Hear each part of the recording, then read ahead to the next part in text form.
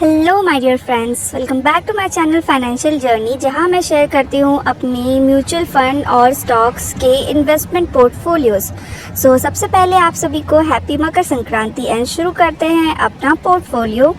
तो mutual fund में अभी तक का जो इन्वेस्टमेंट है वो पहुंच चुका है 1,29,898 रुपीज़ का, जिस पे मुझे 27.3% यानी कि 35,464 रुपीज़ का रिटर्न मिल रहा है। मार्केट के पिछले इतने ज़्यादा गिरने के बावजूद इतना रिटर्न है फिर भी। 3% के आसपास पोर्टफोलियो का जो रिटर्न है वो डाउन हुआ है और पोर्टफोलियो की जो करंट वैल्यू है वो हो चुकी है 1,65,362 रुपीज़ की। एंड जो XIRR है वो 11.27% का है।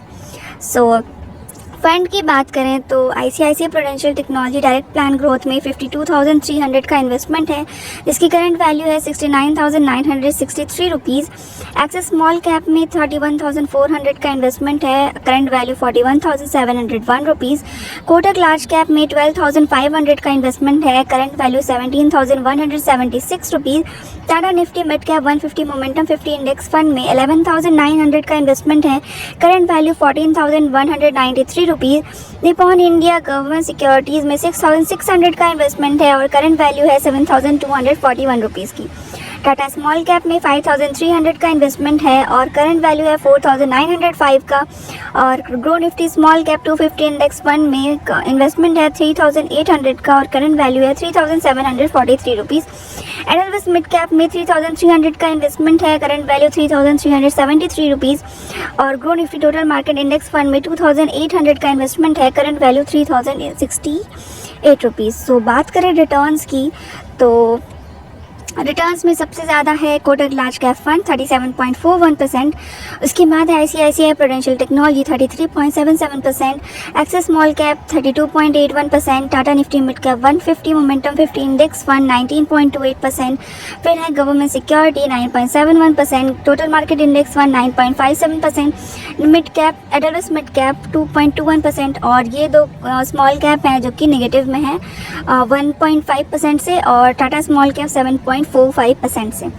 जो लास्ट डे का चेंज है वो भी देख लेते हैं कुछ थोड़ा। जो लास्ट डे का चेंज है तो स्मॉल कैप में थोड़ा पॉजिटिव रिटर्न है, मिड कैप में भी है, एक्सिस स्मॉल कैप में भी है, मिड कैप में भी है, लेकिन government securities, total market, Tata small cap, Kotak large cap, ICICI Prudential technology negative में था। और XIRR की वैल्यू देखें तो सबसे ज़्यादा XIRR जो है वो है एक्सिस स्मॉल कैप का 14.73%, Tata Nifty mid cap 150 momentum 50 का 14.74%, कोटक लार्ज कैप फंड का 13.96%, ICICI प्रूडेंशियल टेक्नोलॉजी का 9.93%, then Groww Nifty total market index fund का 8.12% और फिर government security 7.42%, Edelweiss mid cap 6.07%, Groww Nifty small cap 250 index का 1.78% negative and Tata small cap में भी negative है 19.06% का। बात करें पोर्टफोलियो एनालिसिस की तो पोर्टफोलियो आप देख सकते हो कि मैंने ये फ़ंड शुरू किया था 13 अक्टूबर 2021 से एंड काफ़ी टाइम तक ये मेरा पोर्टफोलियो नेगेटिव में रहा था, लगभग ये 1 साल तक नेगेटिव में रहा था। उसके बाद फिर पॉजिटिव रिटर्न देने इसने शुरू किए थे, तो अभी तक तो पॉजिटिव में ही है। इक्विटी में 94.92% जो है वो एलोकेशन है, डेप्ट में 5.08% है जो कि गवर्नमेंट सिक्योरिटीज़ का है, और मार्केट कैप की बात करें तो लार्ज कैप में 45.26% है, स्मॉल कैप में 30.9% है और मिड कैप में 23.84% है।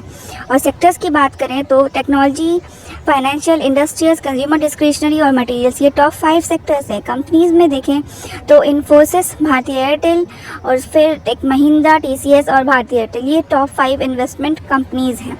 अब बात करें हम स्टॉक्स की तो स्टॉक्स पोर्टफोलियो तो मेरा डाउन था ही, अब और डाउन हो गया था, और जो NTPC था वो भी मुझे लग रहा था कि गिरेगा, तो मैंने और मतलब जो थोड़ा सा अच्छा प्रॉफिट हो गया 15% के आसपास, तो मैंने उसको सेल करा था। तो 290 शेयर्स थे तो उसमें मुझे 280 शेयर्स जो थे वो सोल्ड हुए और 10 शेयर्स बच गए। और फिर उसके बाद जो NTPC था वो गिर गया था तो वो मेरे पोर्टफोलियो में रह गया। सो उसको अभी मैं अब नहीं बेचूंगी। और जो 280 शेयर्स मेरे बिके उसमें से मैंने कुछ 30,000 के आसपास कुछ अपने खर्च के लिए निकाले और बाकी सारे अभी रखे हैं और कुछ शेयर्स हैं जो मैंने ख़रीदे हैं। सो पहले मैं आपको प्रॉफिट दिखा देती हूँ कि जो मैंने प्रॉफिट बुक किया है। सो रिपोर्ट्स में जाएंगे, स्टॉक्स PNL जो है वो कस्टम में करके जाऊँगी और इस साल का देखें। सो आप देखो तो 13,369 रुपीज़ का मैंने प्रॉफिट बुक किया है, जिस पे मुझे 203 रुपीज़ की जो है वो चार्जेस देने पड़े हैं। सो ये 280 शेयर्स हैं NTPC के जो मैंने सेल करे हैं इस महीने में। सो अब देखते हैं कि मैंने क्या क्या ख़रीदा है। मैंने क्या क्या बाय किया है। तो उसमें है 100 shares of Zerodha silver ETF, जिसमें कि अभी 6.22% का प्रॉफिट भी दिखाने लगा है। फिर मैंने लगभग 11 शेयर्स ऑफ ONGC भी ख़रीदा था और उसके बाद फिर ये ONGC भी अच्छा ऊपर चला गया थोड़ा। उसके बाद गोल्ड केस के मैंने 100 शेयर्स ख़रीदे हैं, उस पर मुझे 1.68% का भी रिटर्न दिखा रहा है। देन रिलायंस इंडस्ट्रीज़ के 5 शेयर्स ख़रीदे हैं और CDC सेंट्रल डिपॉजिटरी सर्विस का भी मैंने 5 शेयर ख़रीदा है। तो ये कुछ बाइंग करी थी मैंने। सो पोर्टफोलियो का जो वैल्यू है वो देख लेते हैं। तो इन्वेस्टेड अमाउंट अब है 6,50,050 रुपीज़ का, और जिस पे मुझे जो रिटर्न्स हैं वो पॉजिटिव नहीं है, नेगेटिव है, यानी कि 8.02% का लॉस लग रहा है, जो कि 52,142 रुपीज़ का लॉस है। सो जो लास्ट ट्रेडिंग डे था यानी कि 14 जनवरी, सो इसमें मुझे लगभग 11 रुपीज़ का लॉस हुआ है, जो कि पता नहीं क्या कहूँ मैं इसको। सो फॉर पोर्टफोलियो की वैल्यू जो है वो हो चुकी है 5,97,907 की। सो इंडिविजुअल स्टॉक्स के रिटर्न्स देखें तो सबसे ज़्यादा रिटर्न्स है वो इन्फोसिस में है 100 शेयर्स पे 16.4% का। फिर है निप्पॉन इंडिया ETF IT 10.52%। फिर है NTPC, जो कि ये बाद वाले शेयर्स कुछ थे तो इसमें अभी 8.72% का दिखा रहा है। इसको मैं होल्ड करूँगी थोड़ा, क्योंकि फिर मैं तुरंत इसमें सेल करूँगी तो 20 रुपीज़ के आसपास तो इसका वो चार्जेस लग जाते हैं, डिलीवरी चार्जेस वगैरह वगैरह से ज़्यादा चार्ज हो जाएंगे, तो इसको मैं होल्ड ही करके रखूँगी। फिर है ज़ीरोधा सिल्वर ETF का 6.22%, ONGC 2.49%, गोल्ड केस 1.68%। सो रिलायंस इंडस्ट्री में 0.01% का लॉस दिखा रहा है। CDC में 0.03% है। इसका मैंने लगभग शायद इसको मैंने ख़रीदा था 1416 के प्राइस पे, 1416 के प्राइस पे, और अभी 1415.6 है। और अगर ये 1400 के आसपास जाता है, यानी कि 1400 का प्राइस टच करता है, तो 5 शेयर मैं इसके और ऐड करूँगी।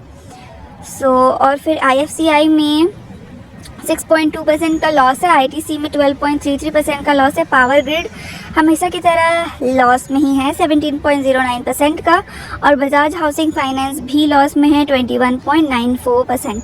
सो ये थी मेरी पोर्टफोलियो जर्नी, इन्वेस्टमेंट का क्या नतीजा है इस समय। सो मिलते हैं इसी तरह की और वीडियोस के साथ। Bye bye, take care and stay invested.